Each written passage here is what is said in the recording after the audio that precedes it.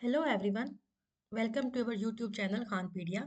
आज की इस वीडियो में हम बात करेंगे ब्लॉक्ड अमाउंट की, जो कि जर्मनी आने के लिए एक रिक्वायरमेंट है। बहुत से स्टूडेंट जो कि एजुकेशन और स्टडी वीज़ा के लिए जर्मनी आते हैं, तो उनको अपने आने से पहले ब्लॉक अकाउंट ओपन करना होता है और उसमें एक फ़िक्स अमाउंट यूरो में आपको वहाँ पे सेव करनी होती है। तो चलिए इस वीडियो में हम बात करेंगे ब्लॉक अमाउंट क्या है, अकाउंट कैसे ओपन करना है, कब ओपन करना है, अपने पैसे कब ट्रांसफ़र करने हैं आपने, और कौन-कौन सी कंपनीज़ हैं जो कि ये ऑफ़र करती हैं, और उनके आपस में डिफ़रेंस क्या है उन कंपनीज़ का, कौन-सी अच्छी हैं और उसका क्या किस-किस के क्या-क्या बेनिफिट्स और क्या किस तरह से उनकी रिक्वायरमेंट्स हैं, डॉक्यूमेंट्स क्या-क्या चाहिए। तो let's start with what is block amount. बहुत से स्टूडेंट जो कि विदाउट किसी स्पॉन्सर या स्कॉलरशिप के बिना एजुकेशन के लिए जर्मनी आते हैं, तो उनको आने से पहले जर्मन गवर्नमेंट को ये शो करना होता है कि हम आने के बाद अपने जो एक्सपेंसेस हैं वो खुद उठा सकते हैं और हमारे पास इतनी अमाउंट है कि हम पूरा एक साल अपनी अपनी एक्सपेंसेस को बियर कर सकते हैं। तो जो अभी जर्मन गवर्नमेंट ने इसका करंट रेट है एक एवरेज सिटी में एक एवरेज स्टूडेंट के लिए, एवरेज लाइफस्टाइल को देखते हुए, तो वो है 992 यूरो पर मंथ। तो इस हिसाब से आपको 11,904 यूरो पर ईयर आपके हिसाब से आपको अपने जर्मनी आने से पहले ब्लॉक्ड अकाउंट में सेव करने होंगे, जिसे हम कहते हैं ब्लॉक्ड अमाउंट, और इसी को कहते हैं ब्लॉक्ड अकाउंट। जो अकाउंट होगा वो किसी आप जर्मन के आपको जो यहाँ पे बैंक्स होते हैं वहीं पे ओपन होगा, जो कि कुछ कंपनीज होती हैं जो कि ये सर्विस ऑफर करती हैं। तो मोस्ट जो फेमस और ट्रस्टवर्दी कंपनीज है उसमें दो फेमस हैं, फिंटिबा एंड कोरेकल। दोनों जो है वो प्रोवाइड करती हैं ऑलमोस्ट सिमिलर फीचर्स हैं, ऑलमोस्ट सिमिलर बेनिफिट्स हैं। कुछ डिफरेंसेस हैं, जैसे कि जो फिंटिबा है उसकी मंथली चार्जेस भी वो जो है वो आपसे डिडक्ट करते हैं हर मंथ 4.90 यूरो, 4.90 यूरो। लेकिन जो कोरेकल है उसके कोई मंथली चार्जेस नहीं है, लेकिन जो फर्स्ट टाइम रजिस्ट्रेशन फीस है वो दोनों कंपनीज की ऑलमोस्ट 90 यूरो है, दोनों कंपनीज की। देन कोरेकल जो है उसके कोई भी आपको डॉक्यूमेंटेशन नहीं देनी, कोई प्रूफ नहीं देना कि आपने जो पैसे रखवाए हैं ब्लॉक अमाउंट वो आपने कहाँ से लिए हैं, किस सोर्स से लिए हैं, उनकी कोई अथेंटिकेशन आपने नहीं देनी। लेकिन जो फिंटिबा है वो आपसे वो पैसों का सोर्स जो है वो उसकी डॉक्यूमेंट जो है वो लाजमी मांगता है। और जो फिंटिबा है उसका जो प्रोसेस है वो रिलेटिवली स्लो है एज़ कम्पेयर टू कोरेकल, तो एक ये भी दोनों का डिफरेंस है। इसके अलावा मोस्टली जो है दोनों में ज़्यादा कुछ खास डिफरेंस नहीं है। देन हम बात करते हैं कि आपको अपनी जो अमाउंट है वो कब आपने सेंड करनी है इन कंपनीज़ को। तो मोस्टली जो यूनिवर्सिटीज़ हैं उनकी ये रिक्वायरमेंट नहीं होती कि आपने कोई ब्लॉक अमाउंट या कोई इस तरह की एक्सपेंसेस के लिए आपने कोई मनी शो करनी है। ये सिर्फ एम्बेसी की रिक्वायरमेंट है। तो आपने जब अप्लाई करना शुरू करना है उस टाइम पे आपको इसकी फ़िक्र करने की ज़रूरत नहीं है। आपने सिंपल जब आपको किसी यूनिवर्सिटी से एडमिशन लेटर मिल जाता है, या आपको आपको एडमिशन लेटर मिलने के बाद आपने एम्बेसी में अप्लाई किया, और आपको मोस्टली ये काफ़ी लॉन्ग प्रोसेस होता है अपॉइंटमेंट का। तो एक बार आपको जब अपॉइंटमेंट मिल जाती है उसके बाद भी 3 हफ्ते तक अपॉइंटमेंट का, 3 वीक्स तक एम्बेसी देती है अपॉइंटमेंट। तो उस ड्यूरेशन के दरमियान आप अपनी ब्लॉक अमाउंट को इसका प्रोसेस कर सकते हैं। लेकिन ये यूनिवर्सिटी की रिक्वायरमेंट नहीं है, ये आपको एडमिशन लेटर मिलने के बाद आप इस पे काम शुरू कर सकते हैं। तो किस तरह से आपने अपने ब्लॉक अकाउंट को ओपन करना है उन दोनों कंपनीज़ के साथ, आपने सिंपल उनकी वेबसाइट पे जाके वहाँ पे एक अकाउंट ओपन करना है अपना, और देन आपने उसको पैसे कैसे भिजवाने हैं। तो पैसे भिजवाने के लिए 3 तरीके हैं।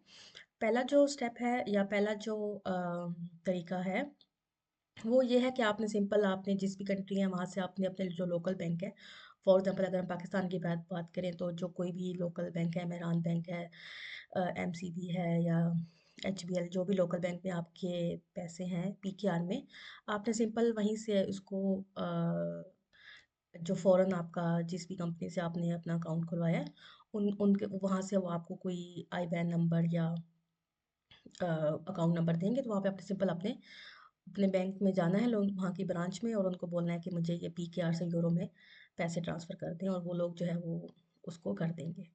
तो इसका नाम है एफटीटी यानी फ़ॉरेन टेलीग्राफिक ट्रांसफ़र, जो कि पीकेआर टू यूरो में होगा। और आपने बैंक वालों को बोलना है कि ये जो मैं पैसे सेंड कर रहा हूँ ये फॉर एजुकेशनल पर्पज़ के लिए मैं सेंड कर रहा हूँ। तो मोस्टली जो लोकल बैंक है ये सर्विस प्रोवाइड करते हैं। तो ये एक सिंपल तरीका है।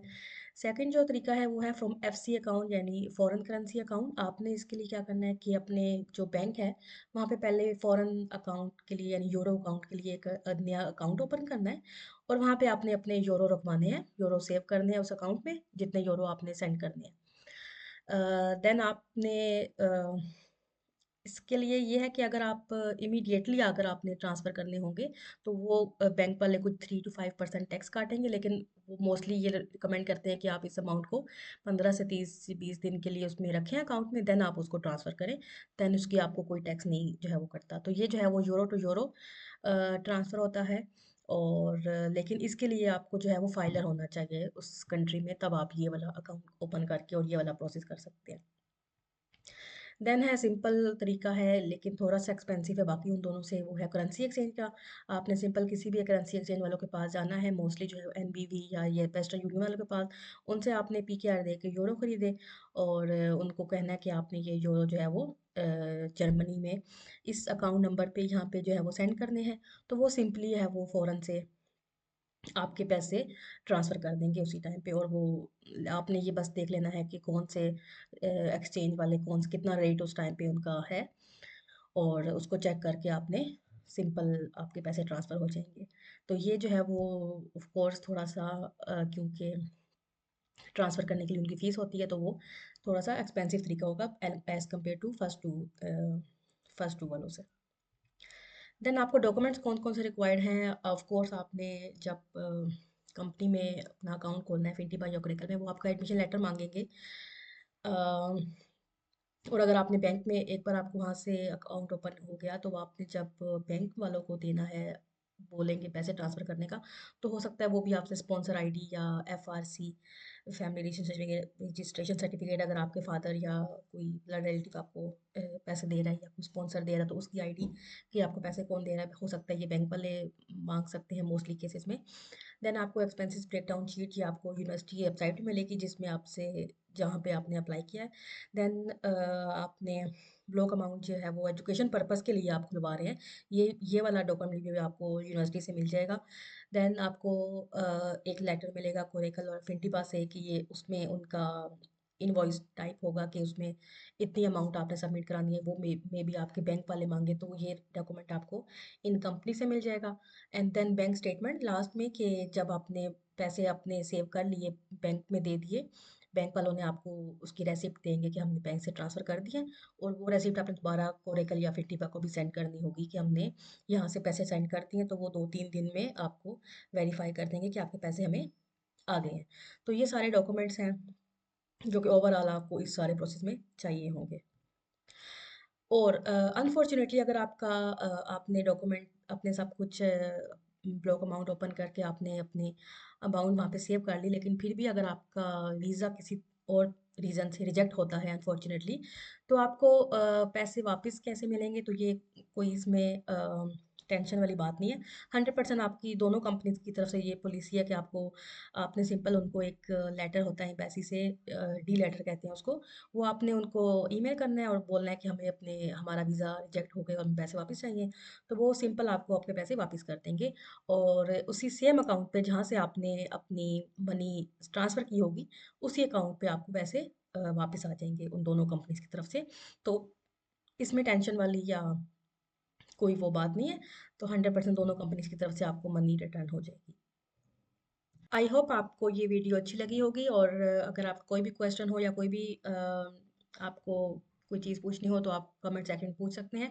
I will answer your all the questions and I hope you will find this video informative, so please share with your friends and families and thank you very much.